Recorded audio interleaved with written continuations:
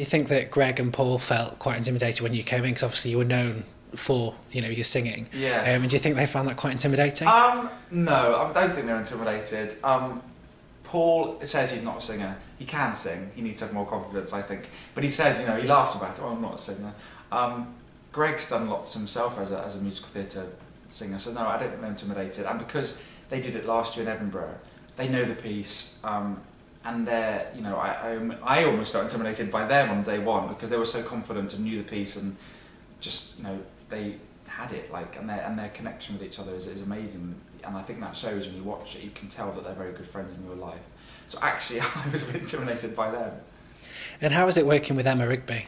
I love Emma Rigby. She is not only beautiful, but such an amazing actress. And I've learnt a lot from her because we do a lot of scenes together. And, you know, backstage even now, I go, oh, how can I say this line differently? And she's only 20. I'm 11 years older than her. I can't believe it. But she's the most beautiful, lovely girl, and we all adore her. And she's just, I think she's loved this project as her first, you know, West End debut. And yeah, I adore her. She's lovely. So what initially attracted you to getting involved with Wolfboy? It was mentioned to me by the director, Russell Abbey, who I knew. He directed me in Sunset Boulevard years ago, in 2002, I think. And he approached me and told me about the piece. I'd heard about it because I knew it went to Edinburgh last year. I didn't know much about it. And I was sent the script and a few of the songs from the composer. And I guess because it was just, I mean, as I read the scripts, I'm like, this is such a dark piece. I keep using that word, but it's the only word I can use to describe it. It's just dark and almost weird, you know. It is like no other musical, really. And I think that's just what appealed to me. I thought, well, this is, I know I keep harking back at this, but, you know, the last big show I did was Avenue Q, and I just thought, well, how different would this be, you know, from Avenue Q? And I just thought, well, as an actor, of course, you want to play different parts. You don't want to keep doing the same. You don't get typecast as the same sort of character. So I immediately liked the piece, and the fact that it's a small, intimate theatre. Again, I wanted to do something like that. And Trafalgar Studios is, you know, it's getting quite a name for itself. So I just thought, why not? So I went along and auditioned and got the part. So outside of the theatre work, outside of Wolfboy, you've just released your debut album, Yeah. which is So Close. Tell us a bit about that.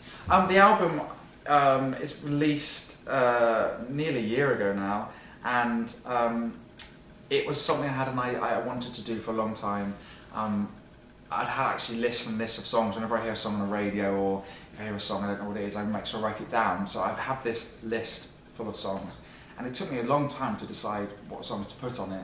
I wanted it to be, I didn't want it to become like a karaoke album where it's just songs that everybody already knows. I've tried to pick songs that you may not know, a whole mixture of songs, kind of almost classical, pop sounding songs. There's a few musical theatre songs, but again, I've tried to pick songs that you wouldn't have already heard.